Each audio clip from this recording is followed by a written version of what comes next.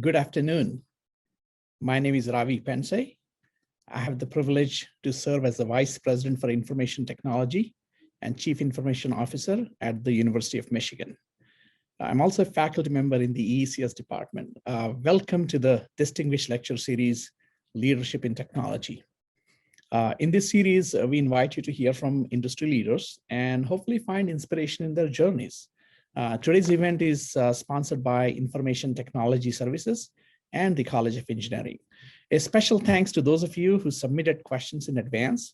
We also invite you to submit questions using the Q&A option in Zoom.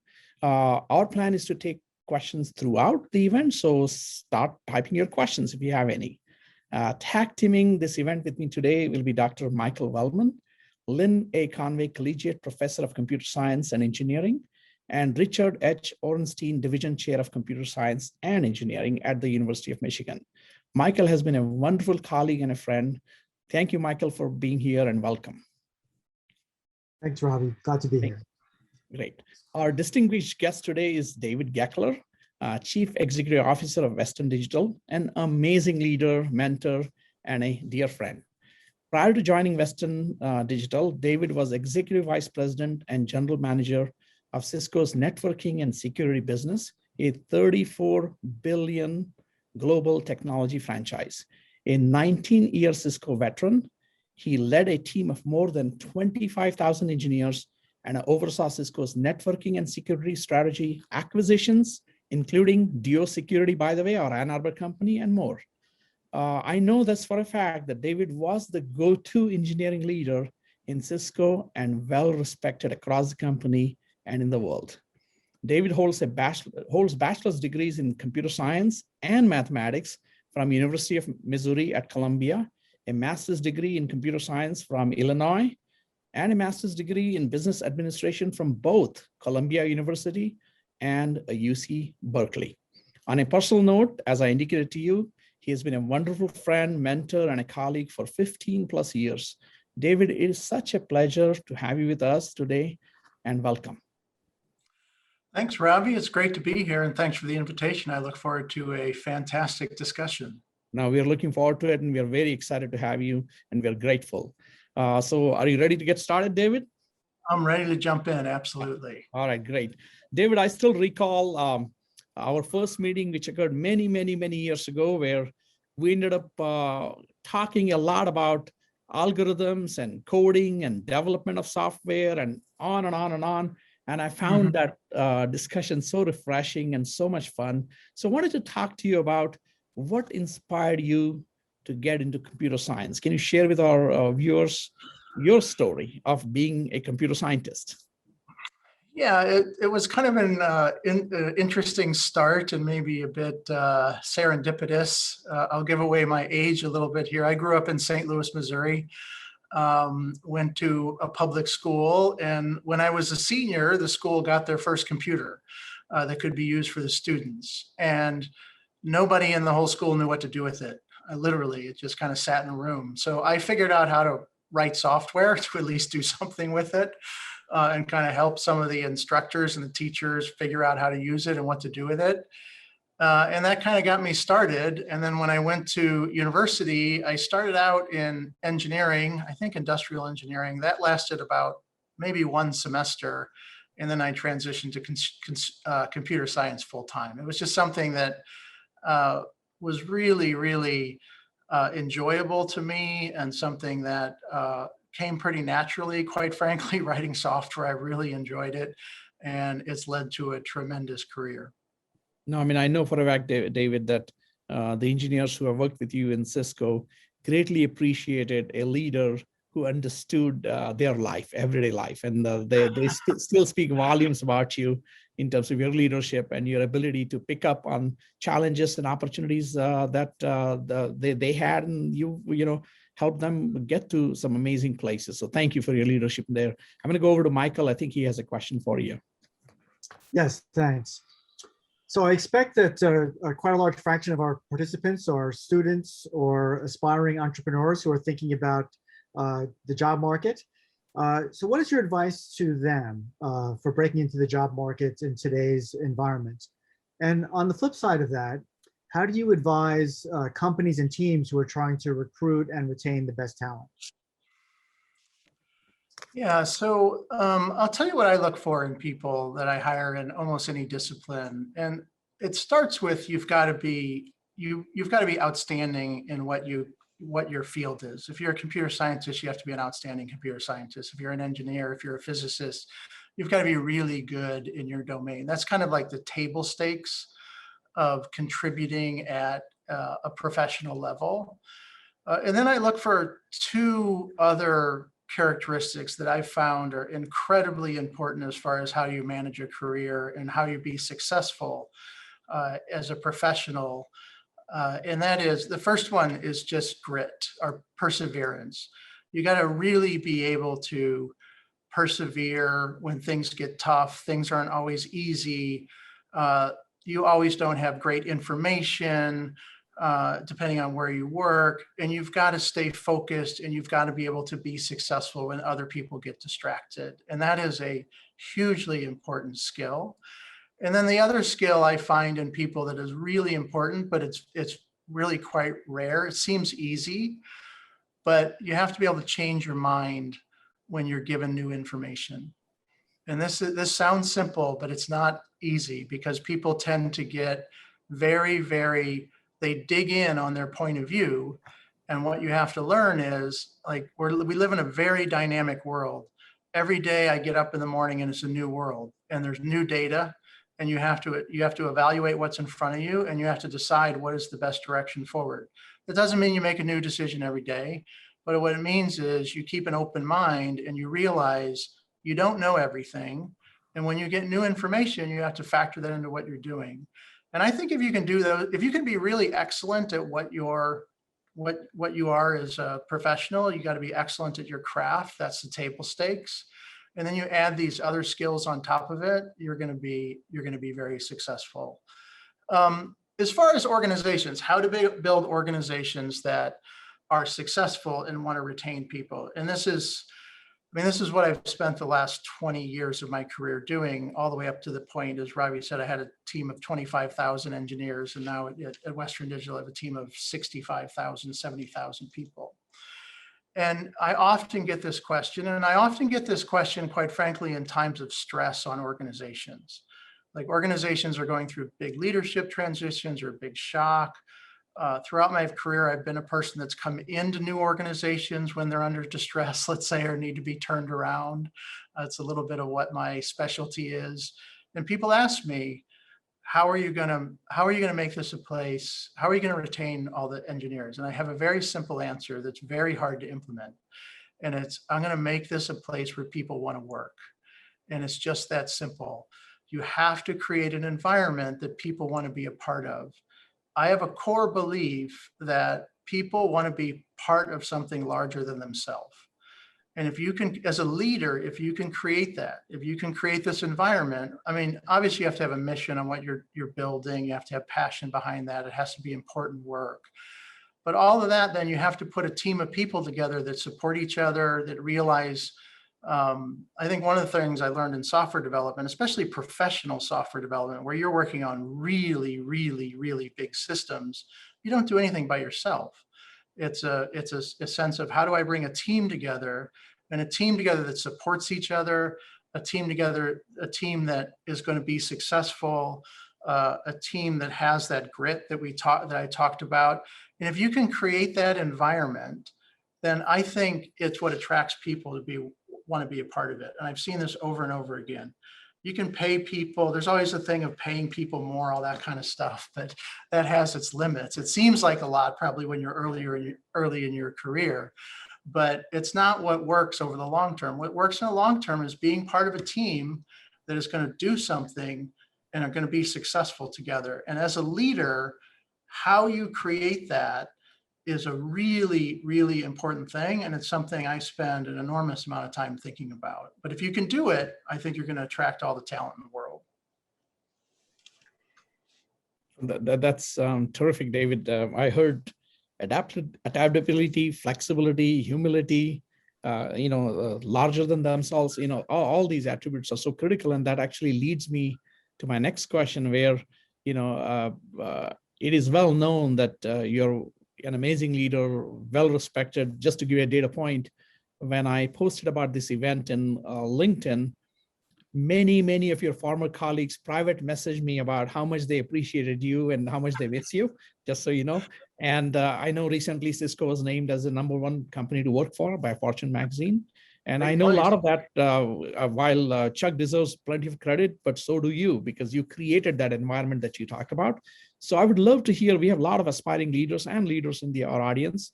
Love to hear from you. And you started talking about it in terms of some of the important leadership attributes that you stand by. And I know March 9, 2020 was a historic day for you. You were announced as the Western Digital CEO. That was right when the pandemic started. So how have some of those attributes been tested over this past year responding to the global pandemic?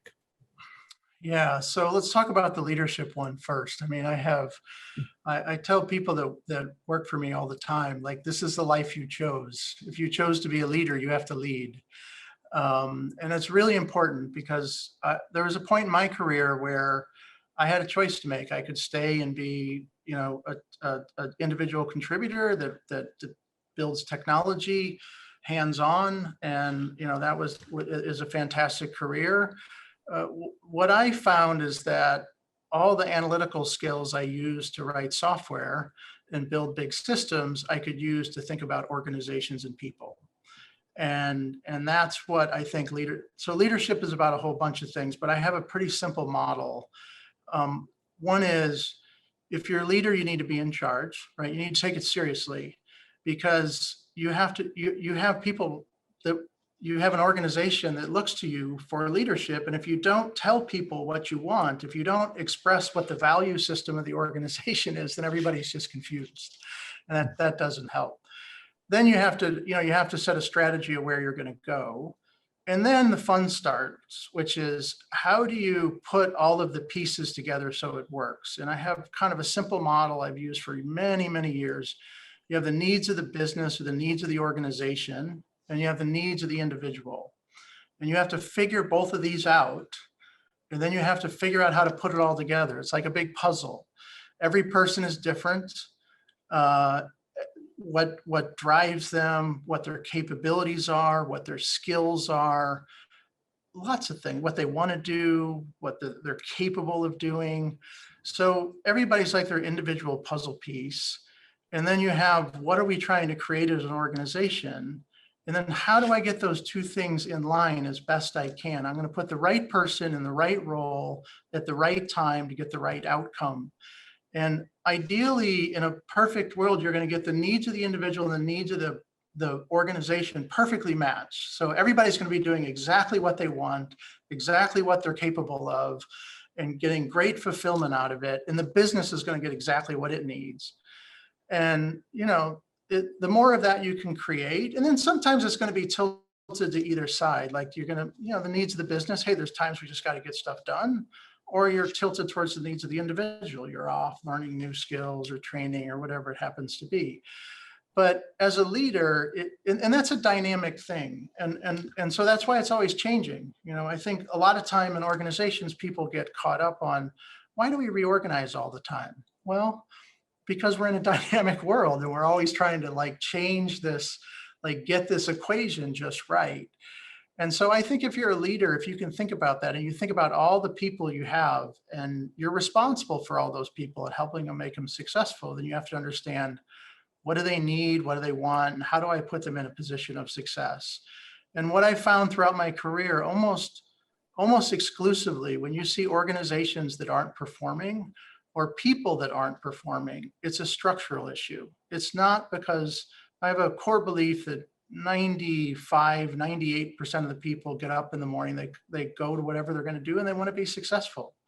And if they're not successful, it's because something structurally is wrong. They're doing the wrong thing. They're in the wrong role. The organization is not put together correctly. So that's what being a leader is about. It's a dynamic, organizations are like organisms. They evolve, they change all the time. And so kind of being the person that's helping put that together and guide it in the right direction, I find to be enormously satisfying and also really, really fun to think about.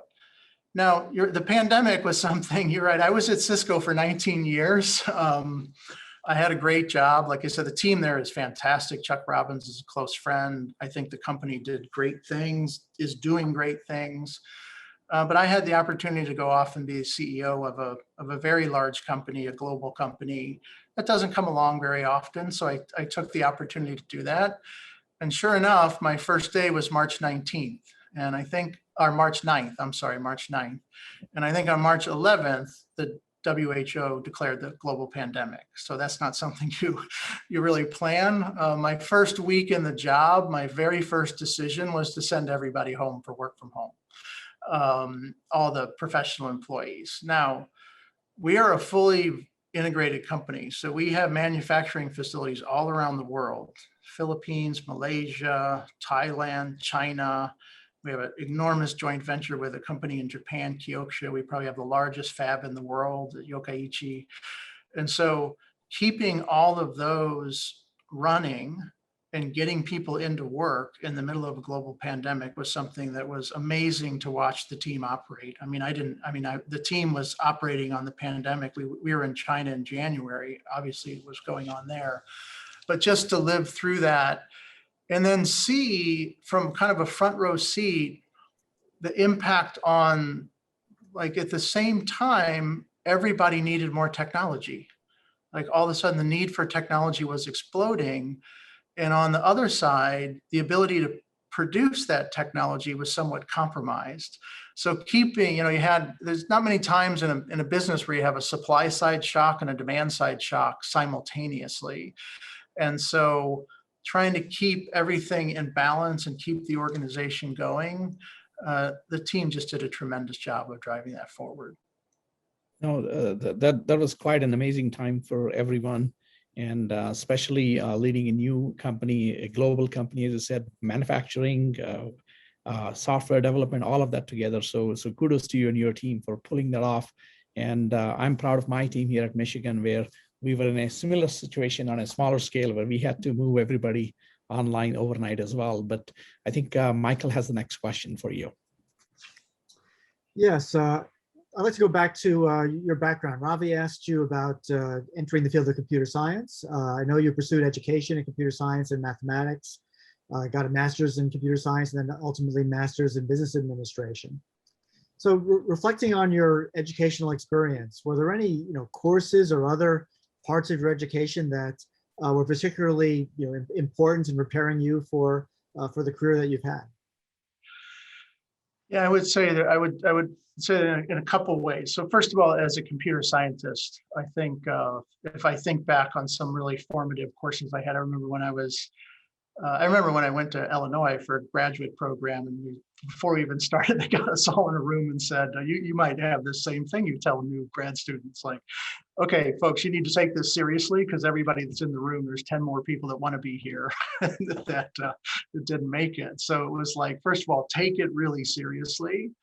But I remember, I think I had first or second semester at Illinois, a compilers class where everything really clicked together on kind of the whole how systems work, all the way from the language all the way through. I think that just really prepared me, I think, really well with a deep fundamental education, and not just how to write software, but how, why you're writing software, how systems work, the underlying algorithms, and all the things you're trying to achieve. So I think that prepared me really well for the first phase of my career. After that, I went off to Bell Labs, and I think had a great start to my career. I always joke with people, I think Bell Labs was the greatest place to ever start a career.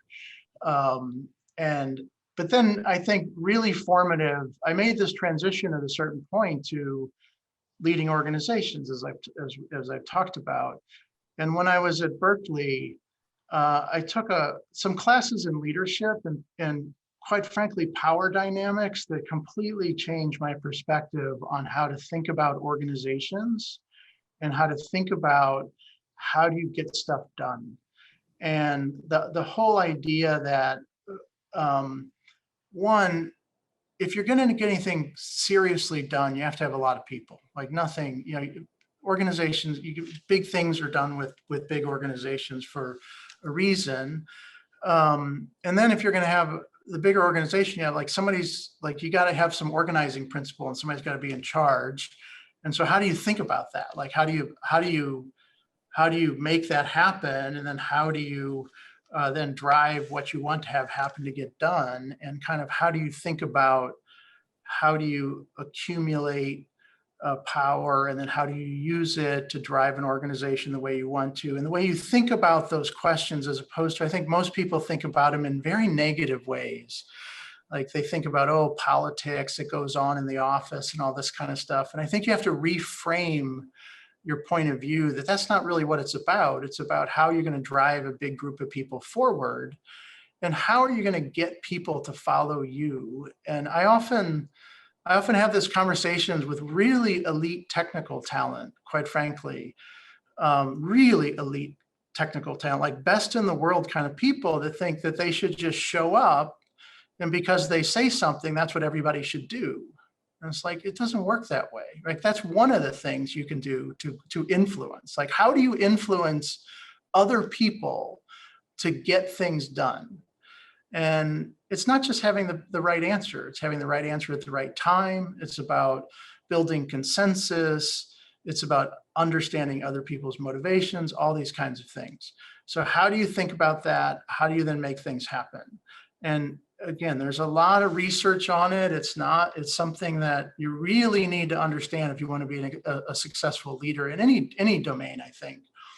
And then finally, I think in that same spirit, something that really influenced me on the leadership side was really understanding like the theory behind cognitive biases. Like, why do people think things that they do? And things like, some of the simple ones like an overconfidence bias, and like all these kinds of things where people start to believe things that may or may not be true based on where they are and how they see a situation. So I think really, for me, it was the mixture of these two topics, like having the fundamental underpinnings of a really strong technology background. Because you have to be able to, like, it's what I said when we started, if you can't do that, like nothing else matters. Like if you're not if you want to be in technology, if you're not a really good technologist, it's going to be kind of hard. Because you got to know when people come to you and they say things, you got to be able to say, that doesn't make any sense, right? It's like you got to have enough confidence that like, yeah, like I understand what kind of makes sense and what doesn't. I maybe didn't do all the work that led to this point, but you got to have a good filter. And then on top of that, you got to be able to mix, okay, how do I then drive an organization and drive a group of people to achieve something? And what is the science behind that? And I think if you can get the intersection of those two things right, is when you can really, really, really drive organizations to achieve great things. Thanks. That's terrific, David. I think we have a follow-up questions related to something you said from the audience. So I'm going to go to Stephanie, and then I'll come back to our discussion again. Stephanie, please go ahead.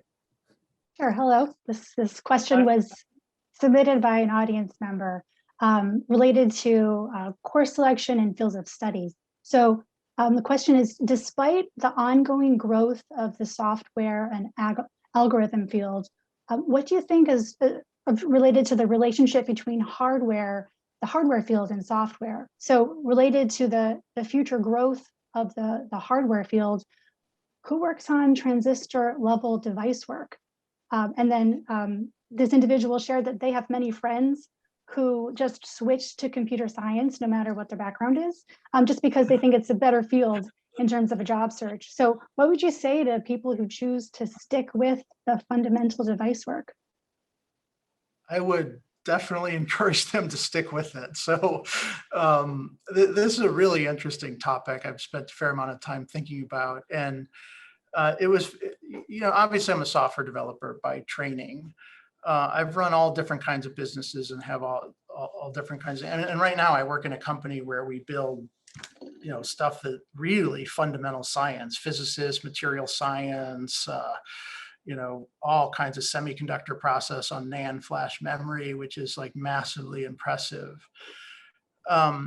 but the whole world was going, the whole world is, software is eating the world, right? Famous phrase, except that has certain limits, right? Because at some point you have to reach a level of performance, you have to reach a level of scale, you have to reach a level of energy efficiency, where you have to take that software and you have to implement it in a different way. And that usually means you drive down in the stack and build some piece of hardware, whether you're building an FPGA or an ASIC or something below that. So the real trick is being able to innovate across the whole stack.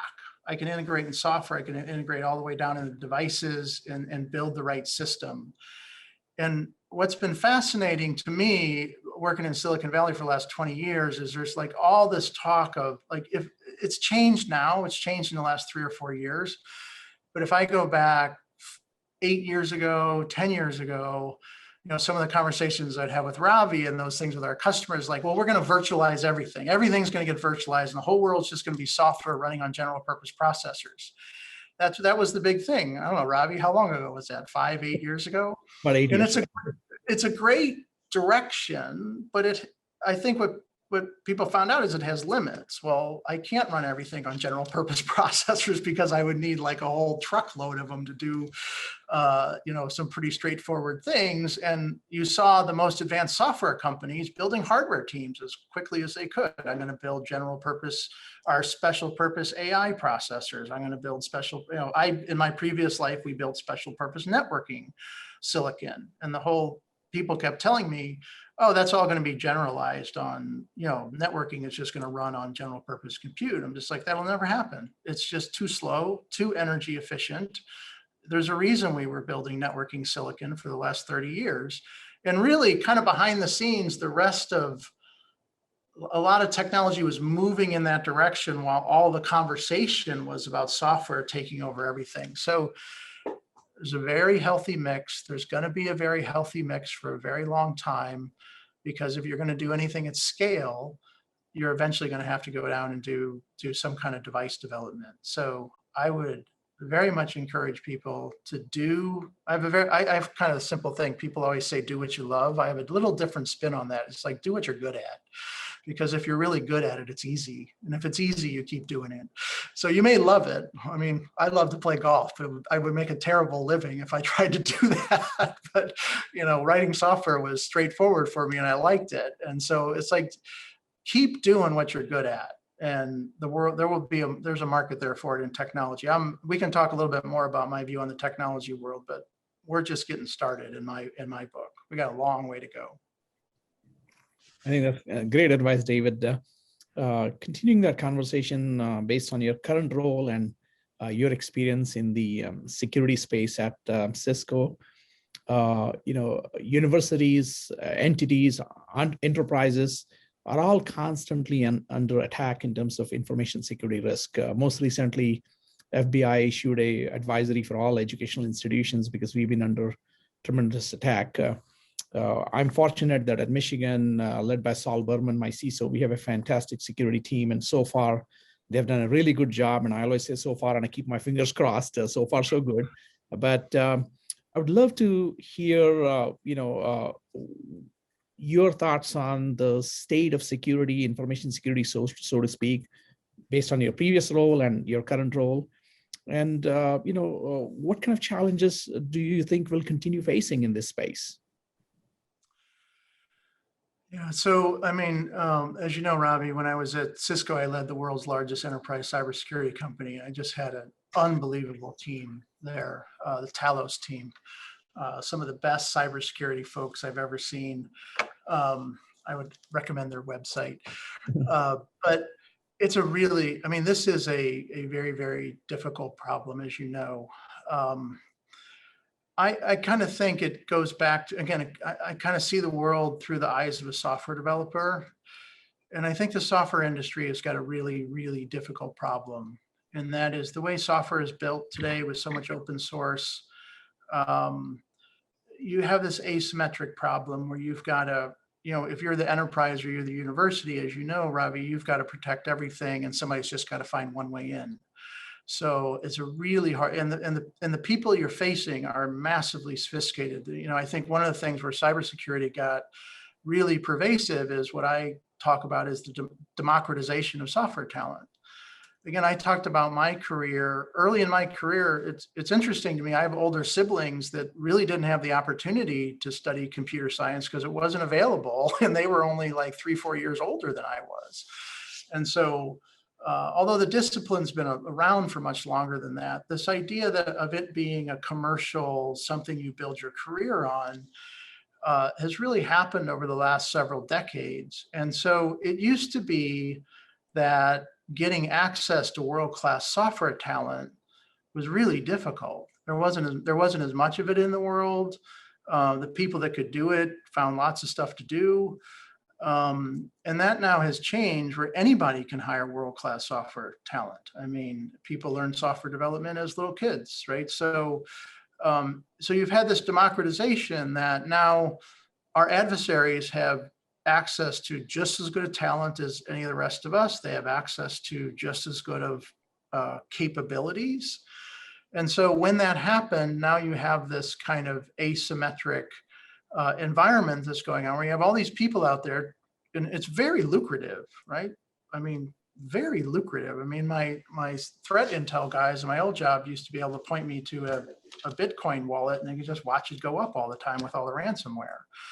And so you have this kind of environment where how do you protect yourself when you have all these adversaries? And there's been a lot of advances on a lot of great tools. I don't mean to sound fatalistic, but you can do it, but it takes a lot of discipline and a lot of dedication. If you're building products, as we've seen recently in the world, like you have to be really disciplined of what your software development methodology looks like. You have to have a secure software development life cycle of how you're making sure you're not leaving vulnerabilities in your products.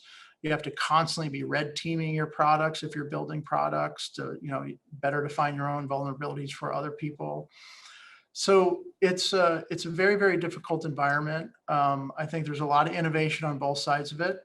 I'm optimistic that it'll get better, but it's something that you really have to stay on top of. And I think the software industry has got to think very hard about this issue, because you have this, if you're in professional software development, you're building products, like really, really large products, and you ship a lot of software. I mean, I used to in other roles, I used to ship, thousands and thousands and thousands of releases of software a month. And so your customers expect you to be able to solve known vulnerabilities on an SLA in a certain number of days or weeks.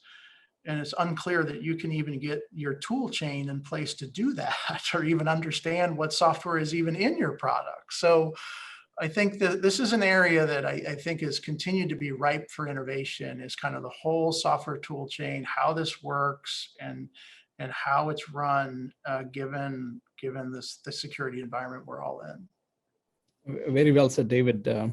I always like to tell colleagues to think in terms of embedded security thinking, whether you're designing software or hardware.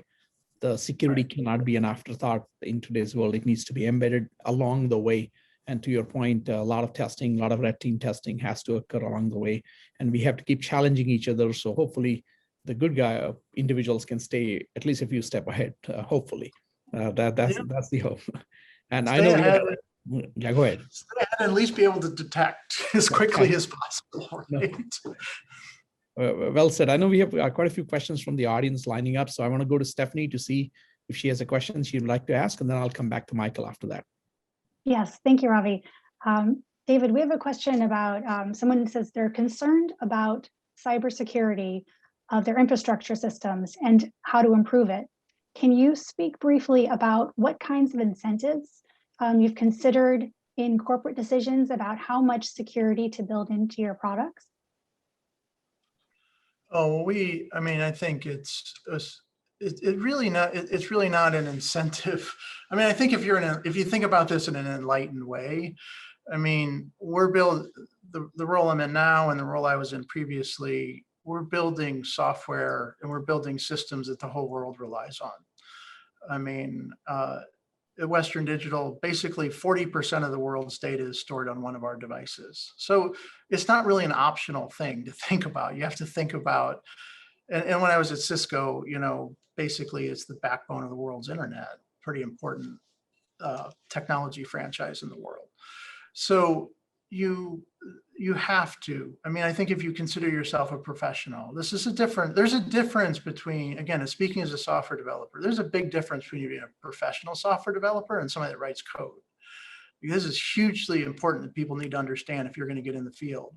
Like, this isn't about just hacking out some code, writing code, make something work. If you're a professional software developer, that means you think about things like security. You think about things like maintainability. You think about things like reliability, availability. These are all very difficult problems. And this is what it means to be a professional.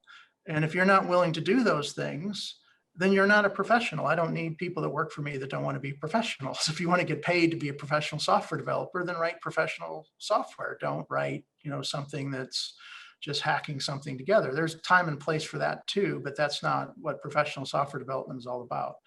So it's, you have to have a secure development lifecycle. You have to think about these issues from the beginning. You have to have coding standards. You have to have peer review. There's like all this stuff. You just have to happen. I have a kind of a very simple way I think about this is, everybody here that has written code may have had the similar experience. I can tell you when I was at Bell Labs, I remember this very, very distinctly. You can be working on a piece of software and you've owned this piece of software, you've worked on it for months, you think you know everything. It's like you think you have it perfect. And then somebody else finds a bug and you look at it, you go, wow, that was right in front of me the whole time. It's like so obvious. Why didn't I see that? Well, you didn't see it because it's difficult, right? And I think at that instant, if that happens to you, it should happen to you. At that instant, if you don't realize there needs to be a professional process for how we do this, then you shouldn't be in the field, right? Then you're not a professional and you shouldn't collect money to do this. And if you're a professional, you're going to realize I have to follow a very disciplined process. There's reasons why I'm doing these things. And if you cut corners, it's not a good situation, right? There's a whole nother aspect to this, which is around quality, which we could probably talk many hours about. But again, this is about being professional software developers, and it's not about, is there incentive to do it? It's like, this is what you do. It's like, this is how it works. Very well said, David. Michael, I'll go to you next. Sure.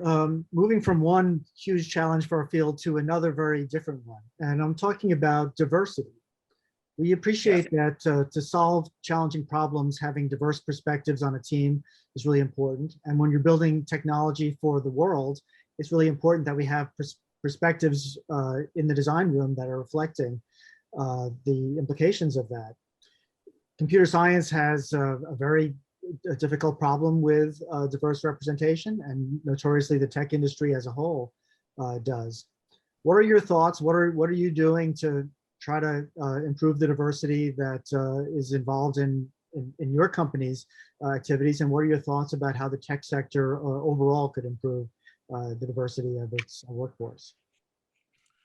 Hugely important topic for lots of reasons. I think about it, and this isn't unique to me, but think about it in kind of two ways. One is you've got to think of the pipeline of hiring diverse talent and getting it into your organization. And then just as, or more important, is keeping people, right? It's the question we started with: how do you build an environment where people want to be a part of it?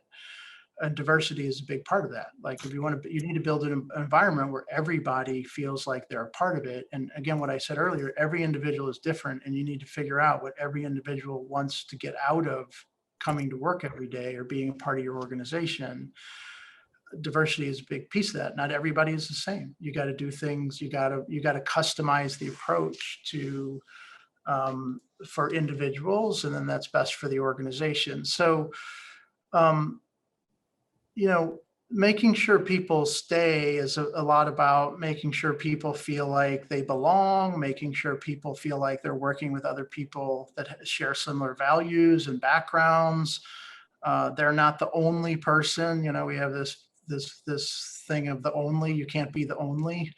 I think that you got to make sure that people feel like they're part of a larger community. You got to make sure that people progress in their careers and get out of it what they want to get out of it, that you don't have any biases in the system about how things are moving along. So all this is really, really important. And you got to get, you got to keep the people that you have and make sure you're building the right environment. And then on hiring, there's lots of techniques, blind hiring, where to make sure don't have any biases in the system, making sure you have a diverse interviewing slate, making sure you have a diverse interviewing panel. Like nobody wants to go interview for a role and see nobody looks like them on the interviewing panel. Making sure you're really engaging in the pipeline and driving more people into the field. So you got to work on both sides of it. And then one thing that I've had success with is talk to people that have gone before you, right? Everybody seems like they have to figure it out for themselves. And some of the things you think will work, the research shows it won't work. So talk to people that have been in the industry for a long time and trying to work on this topic, and they'll help you understand what works and what doesn't work. And we all need to keep focused on it until we make more progress. That's terrific advice, David. And I know our mutual friend has done great work in Cisco. I'm thinking of Shari Slate and her team doing a terrific job in educating so many of us and helping us think through this very, very interesting and absolutely, a problem and issue that we all need to address as leaders. So thank you for that. That's very helpful. I know Stephanie has a question from the audience. Stephanie? Yes. So this question is, as the child of 2 Bell Labs employees dating back to the 60s, the questioner says, I'm well aware of what a wonderful place it was for their parents to start a career, as you said. Their father described it as the best university in the world without classes. So what can other organizations do to recapture the best parts of the Bell Labs environment? Yeah, I don't know. I don't know if it can be recaptured. There was some things about Bell Labs that were a bit unique. I mean, it was part of it came out of the telephony system that was kind of a monopoly, and there was lots of resources available. Let's just put it that way, and a lot of things you could work on. I will say one of the really, just to bridge these two topics we just talked about, I mean, I worked at Bell Labs in the late 80s. And at that time, we spent a lot of time on diversity training in the late 80s. I mean, a lot. And I feel like that served me well my entire career. And I felt they were way ahead of the curve. I don't know if they were ahead of the curve or not. I don't want to make that statement. Ostensibly, they were behind it. But I think it served me really well. But the labs was just an interesting place with, a lot of really, really smart people and really, really consequential things we were working on, and a lot of freedom to drive and do new things. So I think it's about, again, a little bit about creating those organizations where people feel like they have the ability to innovate, people feel like they have the ability to drive and do what they need to do, and people that feel like they're going to accomplish something big. I know when I was there, I was working on telephony software. I was writing software for the old school telephone system, and it was a massive project with thousands of people working on it. And but we all had this kind of esprit de corps that we were going to build the best quality system in the world, and we did it. And it was a lot of fun to do. It was a really cool place to work. I understand. Thank you, David, for that. We talked briefly and touched on AI and robotics. I know, massive field. People are looking forward to possibilities with that. The data and the amount of data that continues to increase that we all generate. Thinking about these 3 fields, can you talk more about opportunities in this field and what maybe is next in these fields from your vantage point? Yeah, I have, I'll go up one level, Ravi, then we'll go back down into those. But I have kind of a very, I guess, simple view of the technology world that I developed when I was at Cisco. I had this world's networking franchise in many ways in my hands. And I got to travel all over the world, kind of seeing how that was being adopted. I mean, basically everybody in the world was my customer. And it was tremendous. Now I came to Western Digital, where basically everybody that stores data is my customer, and that's tremendous too. But I think the world is evolving to this place where we have this technology architecture that's being built, and we're kind of early in it. It kind of feels like if you're in the middle of it, it's been going on a long time, but I think relatively it's relatively early. That is, you have a very powerful cloud computing, I think is, Ravi, you've heard me talk about this in keynote events, is like the seminal technology trend of our era. You have the most powerful companies driving forward a technology architecture that the rest of the world can leverage. That's never happened before. I mean, if you wanted to build world-class technology, world-class software, you had to hire a bunch of people like the folks on this call. They're expensive, sometimes a bit temperamental, hard to manage. Projects are fraught with risk and all kinds of stuff. Now you have these huge companies driving cloud that, through API calls and other capabilities. If you want the most advanced AI software in the world, or primitives, they're available to you, right? You don't have to home grow them yourself. This hasn't happened before. Now on the other side of this, you have very, very intelligent devices. Those devices are being driven by a intersection of a number of technologies. Miniaturized storage technology, NAND, flash memory, which is a big part of Western Digital's franchise. Your phone has lots and lots of storage in it.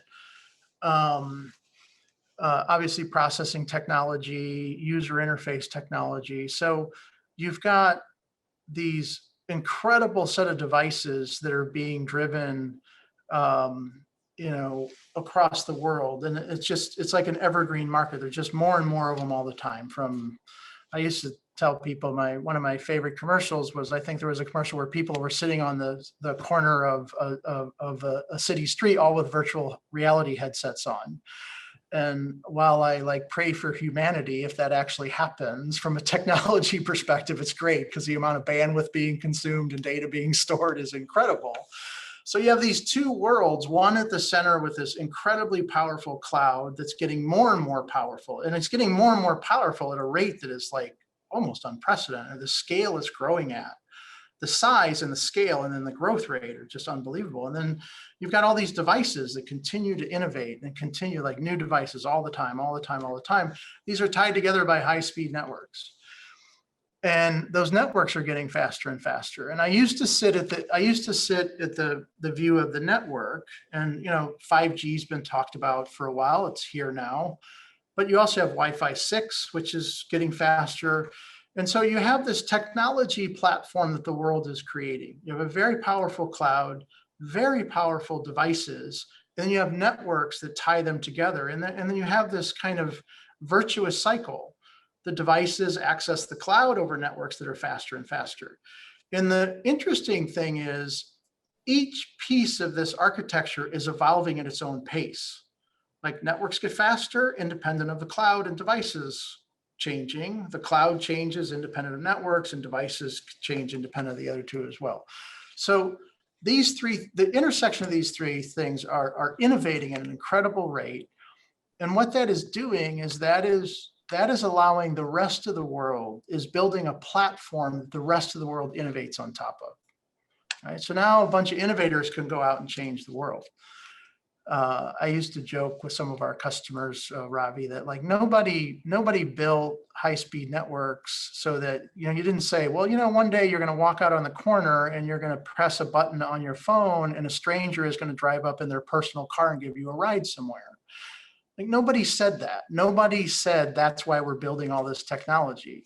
But what happened was, this technology was all built, this platform was created, and then everybody else innovates on top of it. And then they change business models, they disrupt industries, everything changes through this relentless application of software and more and more powerful memory, storage, processors. I think that one of the reasons I came to Western Digital is I had a huge conviction in that architecture. And when you travel when you sit in the middle of technology, you think, oh, everybody knows this stuff. We've been doing it for 10 years. But when you travel all around the world, you realize a number of things. One, you realize the world's a big place, right? There's a lot of people in the world and a lot of cities. And what it takes for technology to penetrate all the way deeply into every industry, every government, every utility, everything we use is a decades and decades long transition. I think we are relatively early in this transition. I think it's going to go on for a very, very long time. And I think the amount of innovation that's going to be driven is we can't even imagine. And so whether it's AI or robotics, we're going to have this fundamental technology platform that continues to get stronger and stronger. And people are going to be, innovators going to be able to build new things on top of that to change everything about our life. And it's a really, really exciting place to be. And it always fascinates me what people come up with and what they're able to innovate. I mean, it's pretty incredible.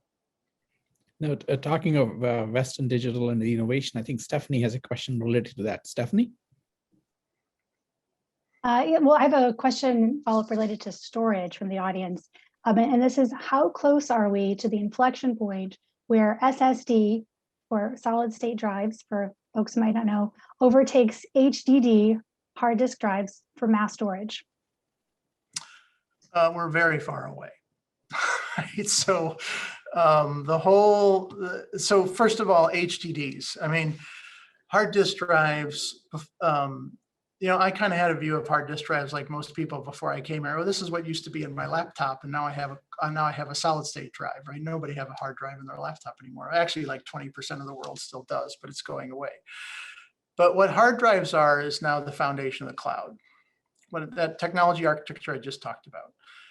Hard drives are the foundation of the cloud. 90% of the storage in the cloud is on hard drives. So hard drives have gone from this thing that people think about in their device, and what they've become is very high capacity storage for the cloud. And that technology architecture I just talked about, cloud's not going away. I mean, I'm not betting on it. I don't think anybody on this call would say, oh, that cloud thing is kind of a passing fancy, it'll go away. That's not going to happen. What's going to happen is devices are going to get stronger, more capable. I mean, the cameras on your devices now, I mean, in my device, I can take, whatever, 4K video, if not beyond. Whereas just a few years ago, you needed professional equipment to do this. So everything is kind of condensing what I said earlier. Networks are getting faster, and so more stuff is being stored in the cloud. So the amount of data that can be stored is almost, it's like the bottomless cup of coffee. You'll never get to the bottom of it. In fact, the big cloud providers they want to store way more data than they can right now. They have lots of data they don't store, and they'd rather store more, because what do you do with data? I mean, data is, like, if you're a company, you need to figure out your data set, because if you figure out your data set, then you can figure out, how do I optimize my data set so that I can deliver a better customer experience, I can monetize it, I can do whatever I need to do. And the world's leading companies have figured out what their data set is, and they've figured out how to do just that. And so, the NAND flash memory, the cost per bit is declining about 15% a year. It's a wonderful thing because it opens up new markets all the time. And hard drives, the cost per bit is declining as well. So both of these are declining. There's about a 9x economic difference between the two. It costs you about 9 times more to store something on a solid state drive. So you optimize your environment. Like when you click on that video, the ad that pops up right away probably comes from a solid state drive where they're off retrieving the video off of a hard drive. So you optimize the architecture for the storage medium, but I expect hard drives to be the core of the cloud for any useful planning horizon in the technology space. And I think all the big players will tell you the same thing. Doesn't mean that solid state drives aren't important. Solid state drives are going to be a part of the cloud as well. They're both going to grow. That's why I love being at Western Digital. They're both growing because of this technology architecture I talked about, and the fact that all of you are out there generating more content all the time. Everybody should go off of this. I mean, we're generating content right here, recording this, right? So this is being stored somewhere, and there's a 40% chance it's being stored on something that my company created. So yeah, I don't see this equation changing for a very, very long time.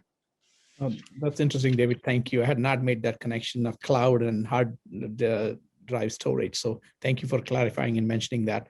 I'm going to go to Michael in a minute, but I wanted to ask a connected question to that.